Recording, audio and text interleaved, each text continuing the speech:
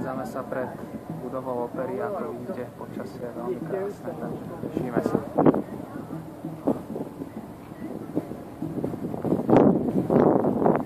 Je jedno z najznámejších budov v celom Norsku, pretože môžete výjsť až na strechu celej budovy, odkiaľ budeme mať výhľad na celé Norsko.